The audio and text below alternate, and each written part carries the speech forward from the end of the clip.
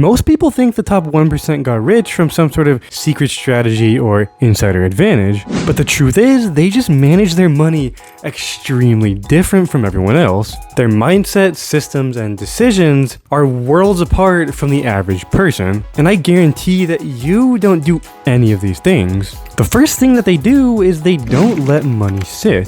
The top 1% just doesn't hoard a bunch of cash, they let their money move into investments, businesses, real estate, and assets that appreciate. For example, some sort of specific Rolexes actually appreciate over the years. You might be proud of, say, having $10,000, $5,000, $1,000 in a savings account, but in reality, that's more or less just dead money. Inflation just eats it away. Even a basic S&P 500 fund yielding 7 to 10% annually compounds massively over time. Rich people understand that your money is almost like an employee. If it's just sitting there, not moving, not making you any more money, or will not make you any money, it's stealing you from your future. The second thing that the 1% do to manage their money is they track where their money is going. The rich people know basically exactly where their money is going, not just the big expenses, but even the ones that seem insignificant. Think of it like a general treating their troops. Every dollar basically has a job, and if someone's just going AWOL on Uber Eats, random subscriptions, or impulse buys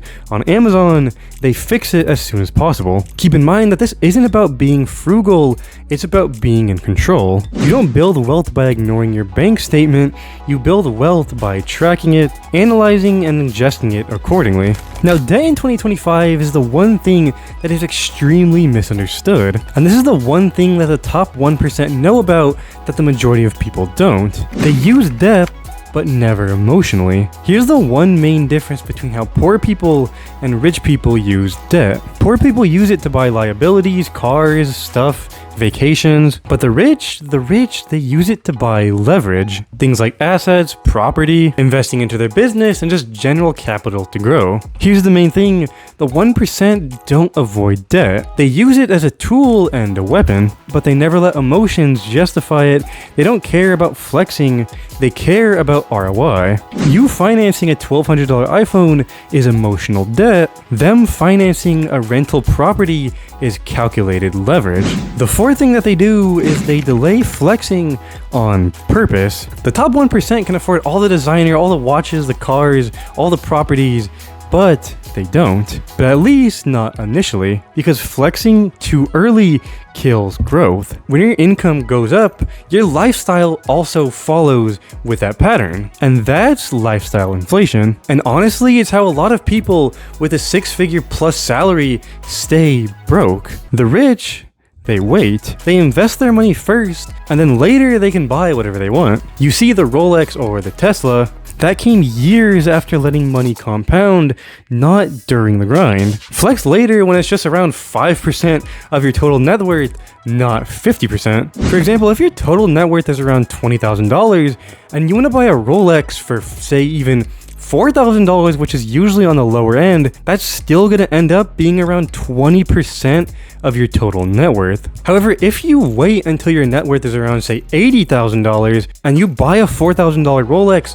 that's only about 5% of your net worth, which is much better. And the final thing that the top 1% do to manage their money is that they build multiple streams of income, but slowly. You always hear build multiple income streams, but the wealthy, they don't build it all at once. Instead, they play more perspicacious and they stack them. First, one core stream, master it, then automate it or delegate it. Once you've mastered the first stream, and that's making you, say, a really steady income, a lot of income from that one, only then do you move to another stream. But the average person, they try to juggle 2, 3, 4 side hustles all at the same time, all while working a full or part-time job. The result is almost always going to be a burnout and a massive failure. But instead, the top 1%, they focus, scale, and then they expand. That's how you actually get multiple streams without losing your mind. So if you want to manage your money like the top 1% in 2025, don't just focus on making more money. Instead, track your cash, delay your flexes, weaponize debt, and build systems, not a bunch of chaos that you can't really handle well. Because the truth is, the top 1% have taken years and years, decades to get where they are, because this isn't about getting rich fast, it's about never being broke again. So you guys, let me know what you guys think down in the comment section below.